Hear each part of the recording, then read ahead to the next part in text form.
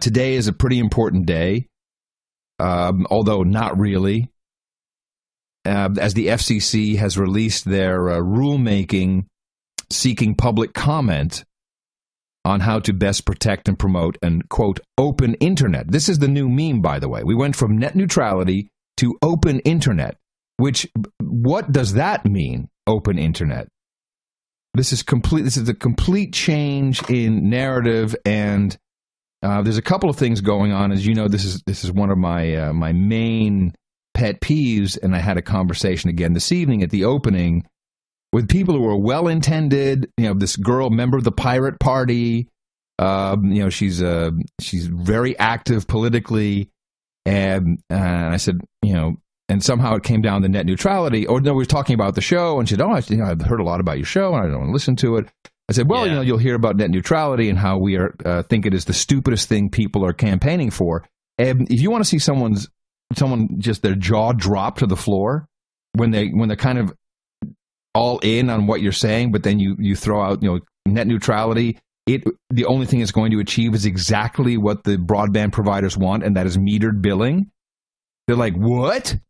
No, this is to protect the internet.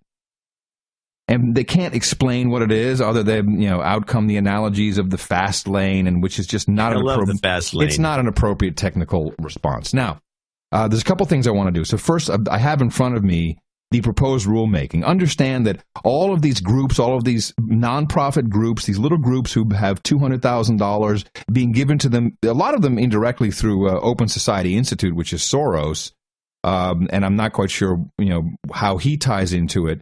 But they're all, you know, asking for donations, and I'm getting email after email, and we're doing great, and the fight is on. But the fight, you know, this 60 days comment period, then we have another 60 days to come back. And so it's 4 months before we even get close to any final rulemaking. So we're all, you know, everyone's really early with all the yelling here. But the main thing that it's coming down to is Title II of the Telecommunications Act, which was revised in 1996. And specifically Section 706. And the idea is to turn, and this is what people think is the right thing to do, is to have the government come in the United States, that is, and regulate the internet and make it so that the internet is a telecommunications service, very much like the telephone. Now, there's a couple of things that people are really, when it comes down to the technological thinking about it, they are very, very, very wrong, particularly when it being discussed as a utility. Now, this is there was a video going around that I wanted to play a little piece from. This is from Internet Citizens Defend Net Neutrality. Now, there's a lot of these, you know, whenever it comes to explaining how this works, someone puts a video together with a drawing, a fast drawing, and stick figures and a voiceover, and a lot of, yeah, right, understand, don't you think, crazy, right? Bleh. And it's just wrong. The things that are being said are wrong. Hello, Internet. When it's hello, Internet, when it starts like that, I cringe. I cringe when I hear this. Enjoying your interneting session, perhaps watching this video with lots of tabs open in the background, full of interesting things to check out? The internet is amazing, and that's because of the rules which govern how it works. And what rules? So already they're talking about the rules that govern how it works. There is no governing in that regard. So already this video is giving you the impression that there are rules, that there are rules and governance as to how the internet works. Go ahead. No, go ahead, please. I was going to interrupt because right now the open internet, if you look it up, the FCC has a page on this. And by the way, my thinking is a little different than yours about what they're really after in terms of turning into a telecommunications regulation like the phone. I'm thinking they're trying to regulate it like television, because I know they've been trying to do this with cable TV forever. The FCC wants to regulate the internet like they regulate television. In my opinion, that's what the long game is. And let me just play this, because the little key word is in here. This is the first paragraph of open internet. If you go to fcc.gov/open internet, the open internet, quote unquote, is the internet as we know it. It's open because it uses free, publicly available standards that anyone can access and build to, and it treats all traffic that flows across the network in roughly the same way. The principle of the open internet is sometimes referred to as net neutrality. Oh, well, hold on a second. So you're telling me that I can use my my Facebook Messenger to talk to my Yahoo Messenger? Really? Or that that's what they're saying. Or no, I'm just being the devil's advocate. That's what I'm saying. Or that Facebook is an open system? No, not unless you're registered. It's not open. It's closed. It's quite the opposite. Under this principle, and here's the kicker. Under this principle of net neutrality or open internet, whatever, consumers can make their own choices about what applications and service to use and are free to decide what lawful content they want to access, create, or share. Yeah, that lawful. We'll get to that because we agree on the legality of it.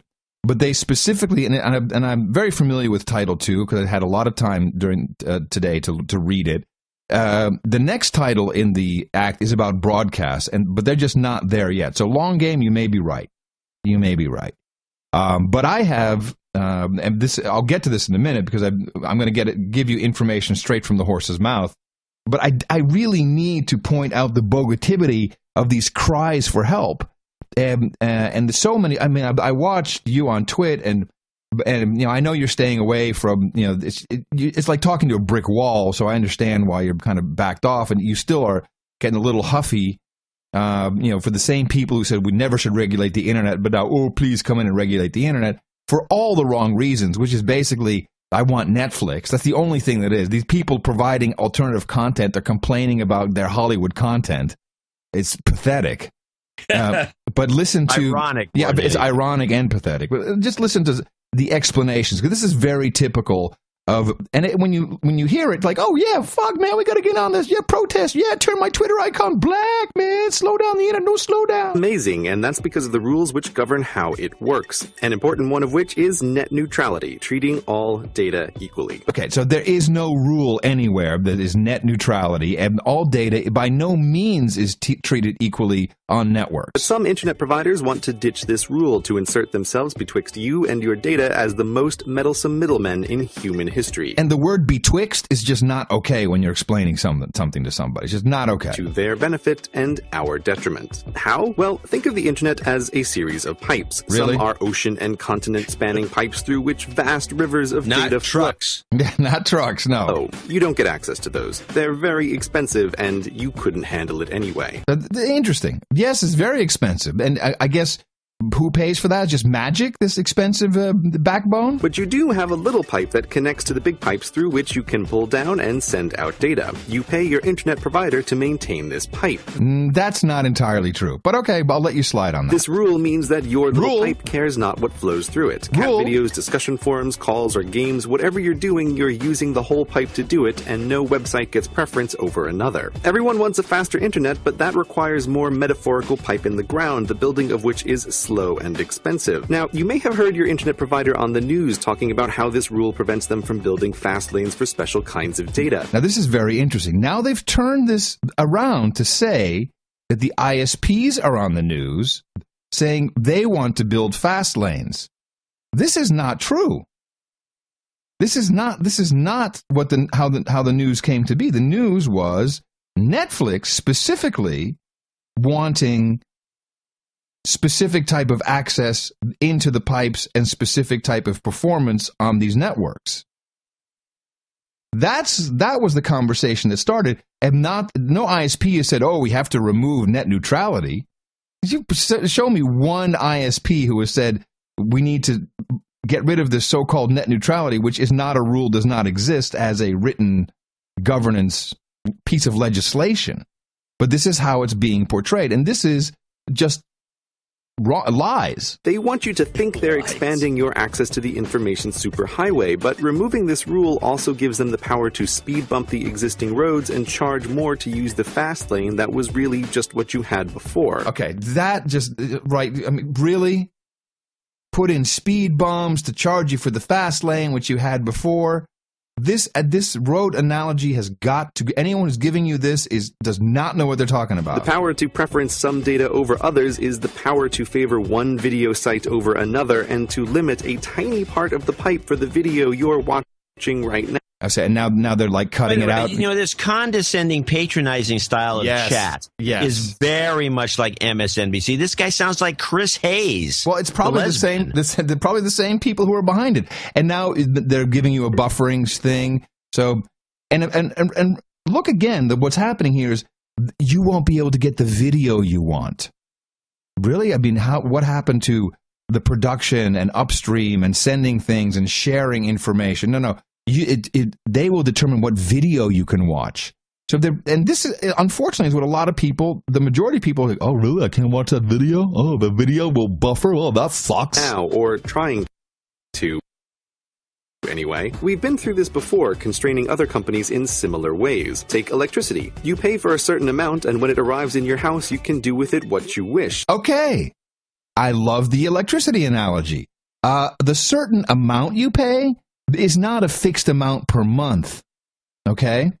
If you leave the lights on and your air conditioner running 24 hours a day, your bill... You're saying okay at the end of your sentences. Thank you. No, thank you.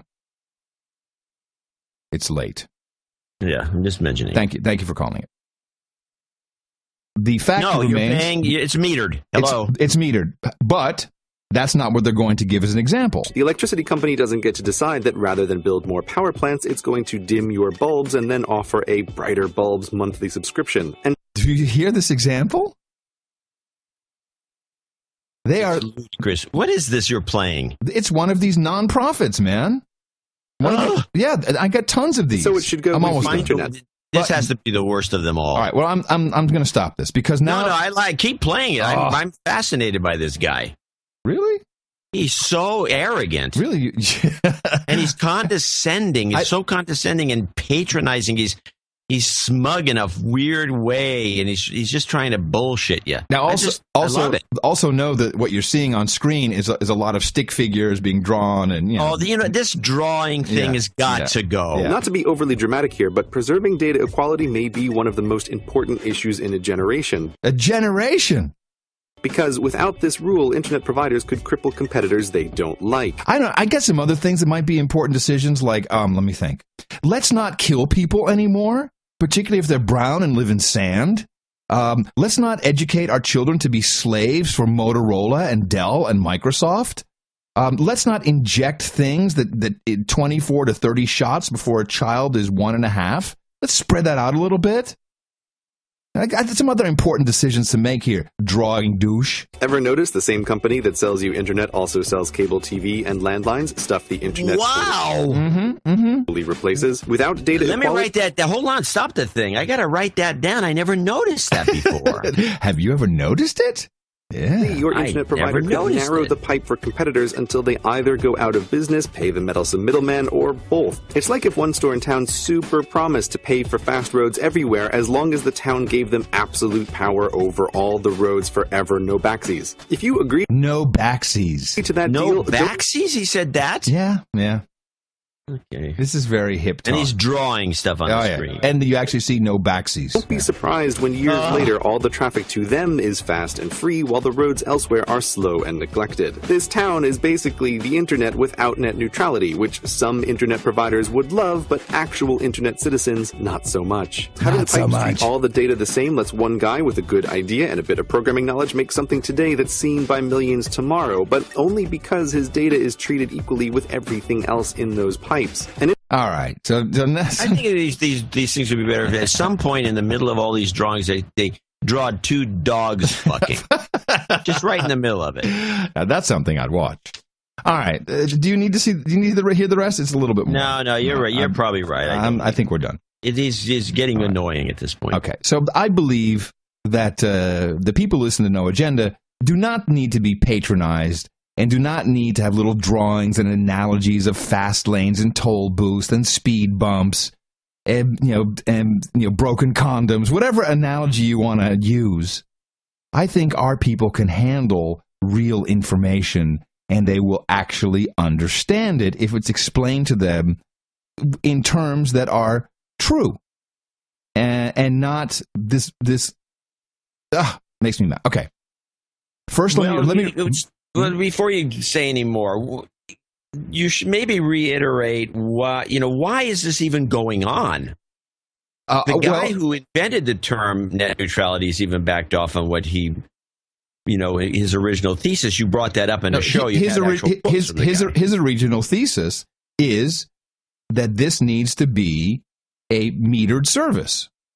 That is in Tim Wu's original paper. Is yes, and although it is impossible from a engineering technical perspective to literally treat every packet as equal, that set aside, in his original paper, the only way for true democratization of how data travels on a network and who gets to use what, because it is not an infinite resource, is through metered service. You use more, you pay more. That is what this is all about. Now, I read to you the paragraph the FCC released today. The FCC proposes to rely on a legal blueprint set out by the United States Court of Appeals for the District of Columbia. This is what started all. There was a lawsuit. In his January decision, Verizon versus FCC, using FCC's authority to promote broadband deployment to all Americans under Section 706 of the Telecommunications Act of 1996.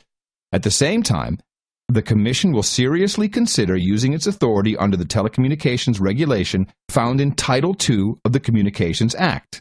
So that would mean regulating Internet access as a utility like the telephone system, which also, I'd like to point out, is a metered service. You talk more, you pay more. It's always been that way. In addition, the notice proposes to retain the definitions and scope of the 2010 rules, which govern broadband Internet access service providers, but not services like enterprise services, Internet traffic exchange, and specialized services. Enterprise services means for businesses. They can have a different deal than consumers. Internet traffic exchange, very important because that is the market of how the Internet works, which a lot of it is no money flows. It's peering from network to network. This is what really makes the Internet work. And specialized services, which would be your Netflix inside your network so that it works the way you want it at a price that will be reasonable for you. The agency proposes to enhance the existing transparency rule, which was upheld in the D.C. court. The proposed enhancements would provide consumers, edge providers, and the Commission with the tailored disclosures, including information on the nature of congestion that impacts consumers' use of online services and timely notice of new practices. So if they're going to make a change, and this is the proposal, based upon managing their network, they will have to tell you why and who's to blame. As part of the revived no blocking rule, proposes ensuring that all who use the Internet can enjoy robust, fast, and dynamic Internet access. I understand everything in that sentence except dynamic. I don't know what they mean by that. Tentatively concludes that priority service offered exclusively by a broadband provider to an affiliate should be considered illegal until proven otherwise. Let's read that again. Priority service offered exclusively to a affiliate should be considered illegal until proven otherwise. So that is the NBC Comcast clause. That you can't provide some kind of priority to your own content. Ask how to devise a rigorous multi-factor screen to analyze whether any conduct hurts consumers, competition, free expression, and civic engagement, and other criteria under a legal standard termed commercial reasonableness, which is already kind of in place. Ask a series of detailed questions about what legal authority provides the most effective means of keeping the Internet open. And there's your open broad statement.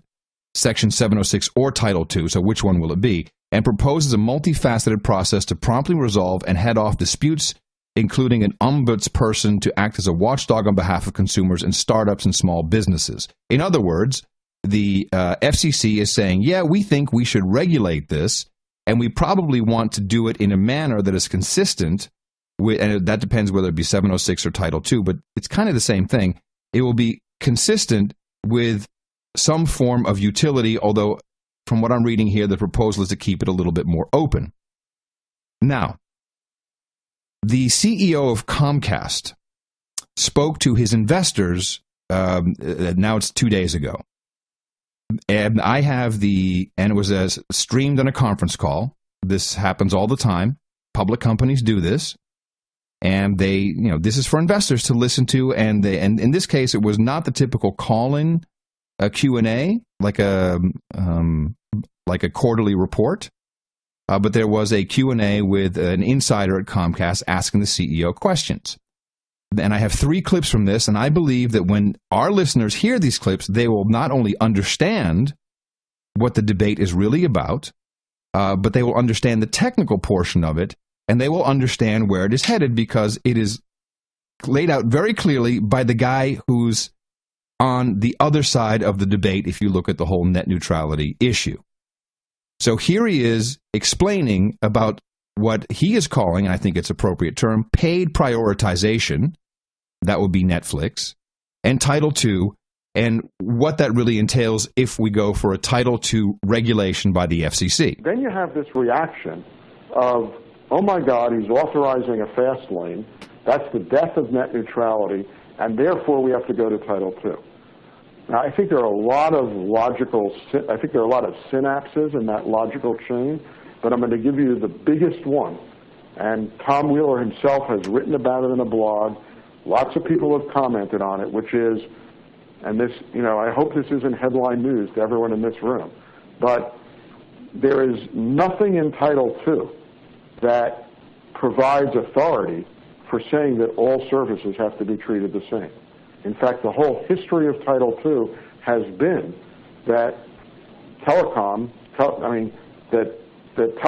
carriers regulated under Title II are absolutely allowed to provide different levels of service for different amounts of money. Think about Bell's providing different level of service to businesses versus residences. And in fact, the language of Title II is that the differentiation in services being provided has to be commercially reasonable. Now, this is interesting. The one thing most people have right, and I'm going to use Leo Laporte as an example, I think a lot of our listeners have seen his stance on this, is that Wheeler is an insider for the Cable Television Association, where a lot of the providers are cable companies, and he is right that they are playing together and working together towards a common goal. But he is incorrect in thinking this common, and this is, I think it's purely political. I think the politicians love using it to get votes and contributions. Podcasters love saying this, and bloggers love saying it to garner sympathy or something like this, like, oh, look at me, I'm all for net neutrality. But it is not in anyone's interest to slow down your video or slow down your website. These guys are doing one thing and one thing only, playing together, because their dream has always been to legally have a way to set your price and charge you more if you go over a certain price point, and have that regulated by the government. This is what they want. They really, really want this, because broadband, all types of access for the internet have been going down, because there's real competition, certainly in the main market, which is the peering and exchange market. And this is a little bit longer clip. This, I think, will help explain exactly what the different markets are and why you are going to have to pay for what you use. There are 2 different markets here. There is the last mile market, where we as an ISP deliver content to our customers and charge customers for that content, and they access the internet by going through Comcast as an ISP. And there is what I would call a first mile market, which is the way in which the internet at large, the internet edge providers, content providers, get their content onto our network to be able to be consumed by our consumers. The open internet debate is about that first market. It's about the last mile market, and it's about making sure that consumers have an open and unfettered access to all of the content on the internet, that there's no blocking, there's no discrimination in the way in which they get access to that content. The interconnection market is a completely different market, and it functions in a different way. It is a market that I would argue is intensely competitive. I think the ISP market is competitive, but the interconnection market is intensely competitive. There are dozens of very large players in that space who are selling transit services. so much, but the competition is so intense in that market that the pricing in the interconnection market has dropped 99% in the last 15 years. So among the dozens of large players here, Comcast alone has 40 companies with which we have settlement-free peering. That is, we don't pay them anything, they don't pay us anything, because our traffic is roughly in balance. And there was a time when Netflix was using Akamai, Level 3, then Cogent, and their traffic was in balance with our traffic. So there was no way in that model for us to collect anything without completely disrupting the business model and structure of the interconnection market, which I think would be a mistake to do. Now, before I continue, is this clear, John? Do you find this clear, what he is saying about the interconnection market? Yeah, this is the old peering situation where you have all these backbone providers, and there's a bunch of them you've never heard of. I mean, the public hasn't, and they do deals. Yeah, and they try to balance the deal. So, okay, we'll give you a better connection to this because but you need the connection to me, and it's going to be you're going to use so much of what I have, and I'm going to use so much of what you have. And this is all, of course, bypassing the real internet main nodes, which is May East and May West and those sorts of things, which you actually have to pay a lot of money to get on. And the whole world is about bypassing. So there's all these deals. It's deals. Yeah. And when you have a movie, which so what is a movie? A gigabyte? I'm just going to throw a number out there. One to maybe four. Maybe four. But no, actually, they're running HD. It could be more. That's actually about a gigabyte in the way they do it today. Yeah. All right. So a gigabyte. I remember waiting an hour for 1 megabyte to download on my 56K frame relay, or maybe that was the 28.8. Regardless. So what he's saying is there was a time when Netflix was, and they were using, they might have been using Akamai. I think they were using Cogent because he brings that up. But any type of provider, and these guys are not cheap. It's very expensive to distribute that kind of data through a company like Akamai to these edge providers. And depending on which network you're going to and which deals you have, you're going to find yourself in different scenarios, different pricing. And so obviously, as Netflix grows, it is not an infinite resource. Bandwidth, including the network of Comcast, pipes become saturated, routers become saturated. There is management necessary. There's upgrade of equipment necessary, and these video services, Netflix being the one that has really kicked all this off, are really using up a lot of resources, and somebody has to pay. What he's saying is, I really don't want that to be the interconnect part because that will ruin the internet. And I happen to agree.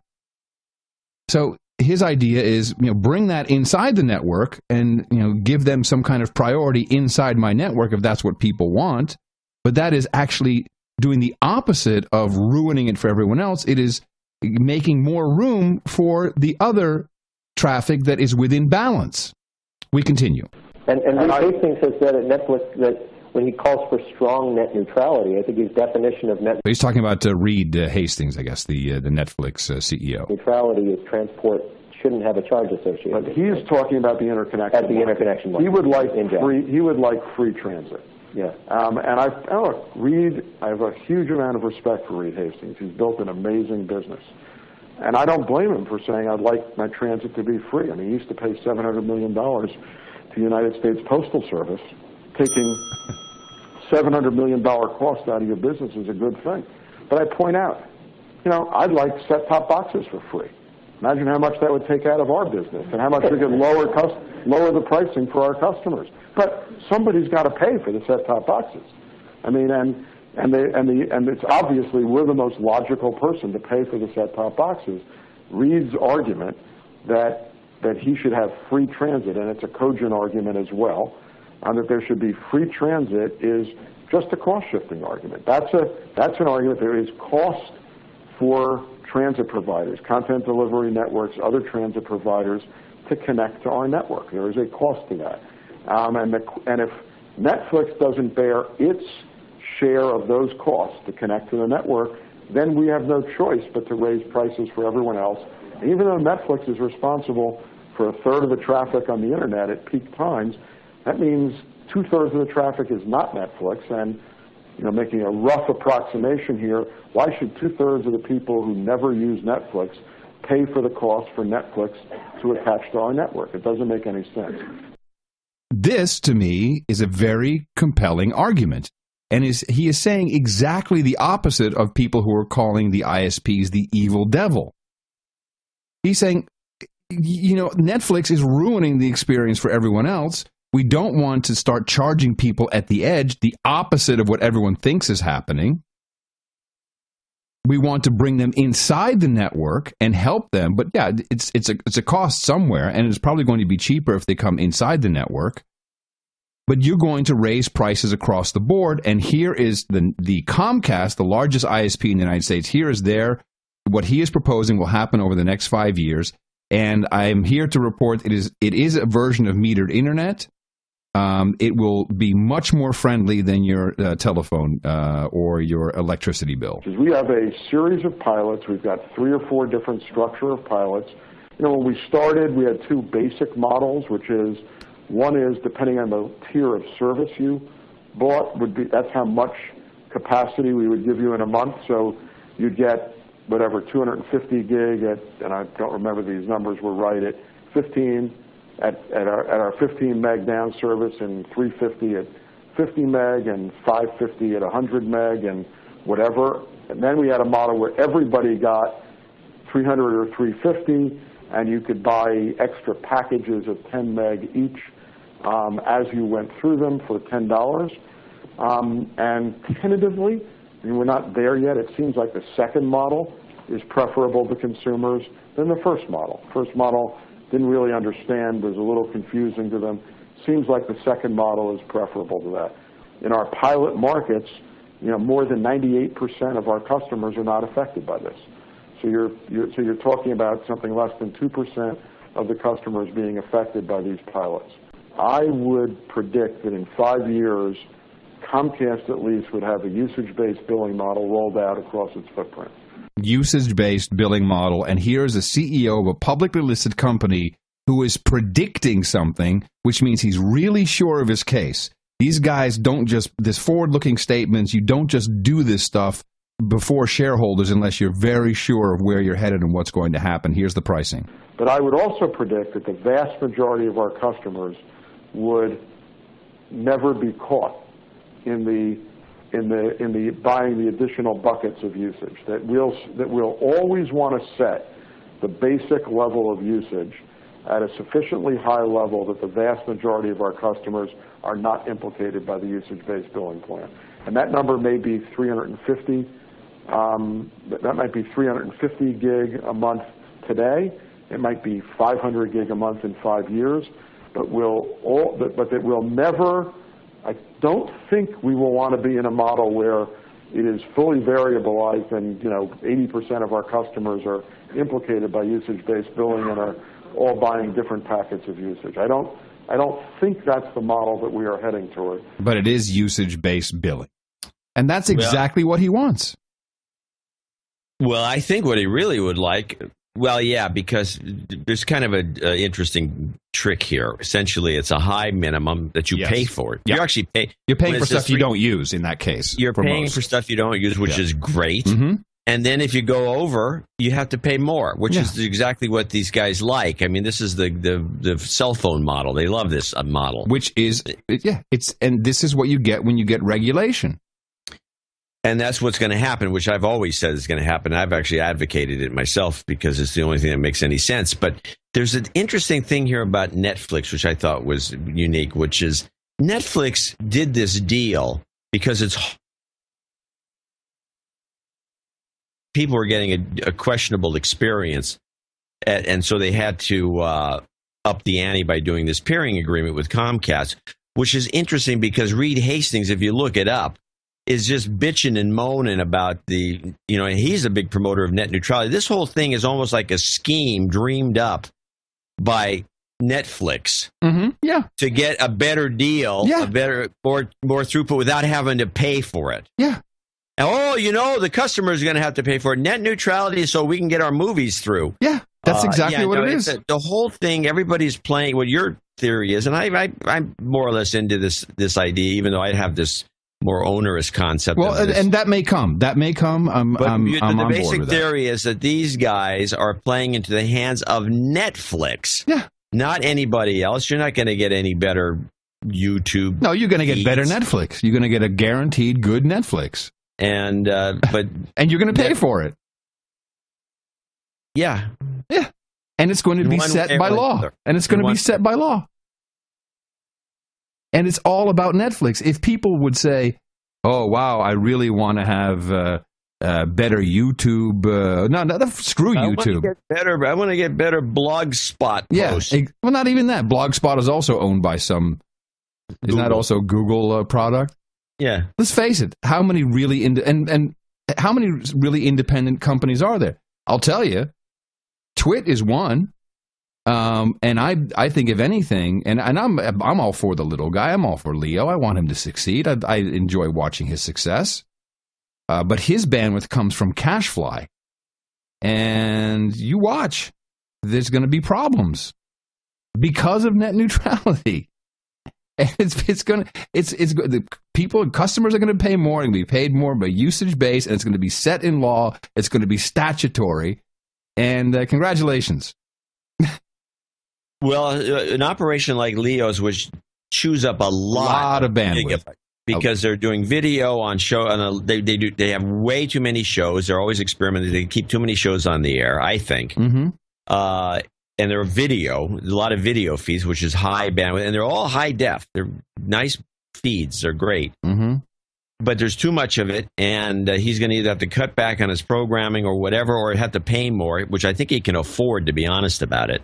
Yeah. But it hurts, I think, a lot of these networks of podcasts. Like us, for example, we have a podcast. Yes.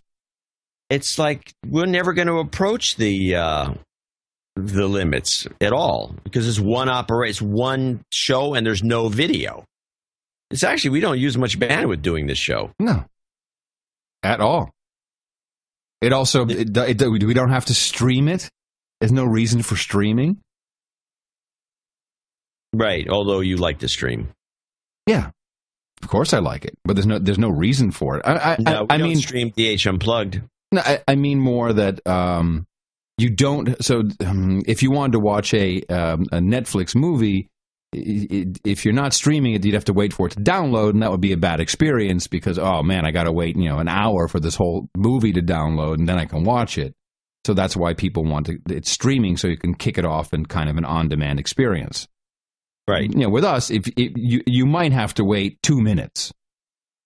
And by the way, a slow connection. And by the way, a lot of people have said, "Man, it took so long to download. It took 5 minutes." That's because sometimes we have different peering agreements run through different routes to keep costs down on our provider side, which, by the way, is kindly provided for by the FrowNet guys.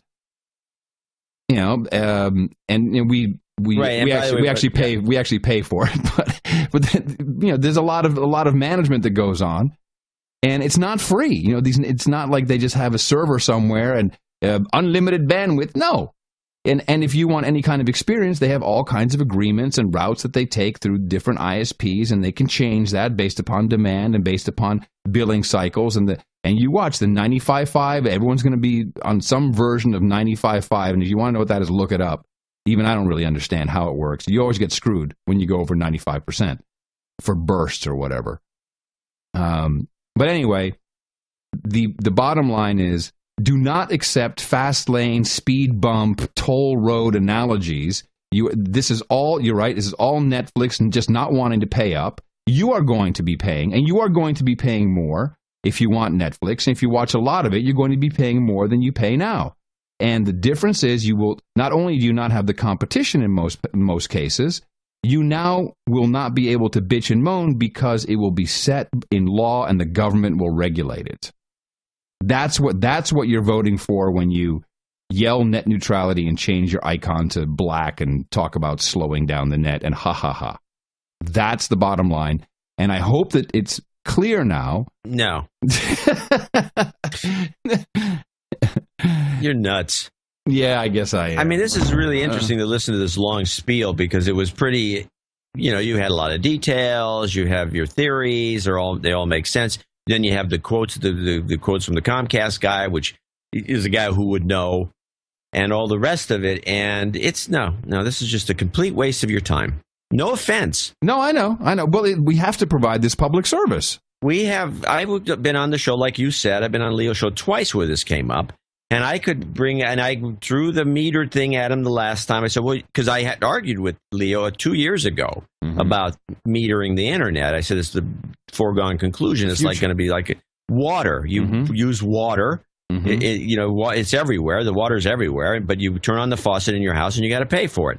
And that's the way the internet has to go. There's no two ways about it. I mean, essentially, they're that way. Not only they're gouging you. Yeah, but it's a lack of technical knowledge of how the internet actually works when people say they're double dipping.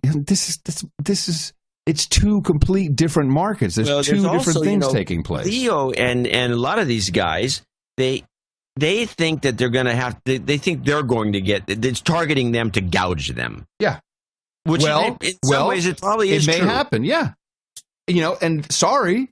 But if you've been getting essentially, you're using a distribution mechanism that, for all practical purposes, is free. Although it's not free, we pay to have our content distributed because it has to be done by some professional group. It can't be just on my server. No, and it has to go. It's a lot of bandwidth when you look at how many people download the show, and that bandwidth has to be paid for. It is not free. It is not just you hook up the pipe and you're good to go. This is the part that people, Leo hasn't really had to deal with bandwidth because he gets from CashFly through some old AOL deal or whatever it is. And one day someone's going to wake up and is going to say, and that's what he's afraid of. I understand. Yeah. You're pushing a lot of bits here, and our interconnect is getting pretty weird. We're out of whack. We're going to have to start buying transit and backhauls. Another example of this sort of thing is if you're a writer. This happened to me a couple of times. You're a writer. You do a deal with some magazine, and you get paid way too much. It's way over the top. Because there's a moment in time you catch the guys when they have to pay to get you or whatever. Right. And this is all deals are like this. And then somewhere down the line when you're not needed anymore and the bookkeeper comes in and says, what is this? This guy's done.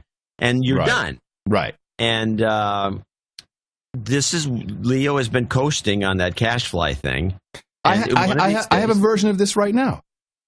The company in LA is they're tightening their belt and they're looking for something to happen and stuff going on, and all of a sudden it's like, well, the cell phone, we're not going to pay for that anymore. Yeah, have you heard of Cobra?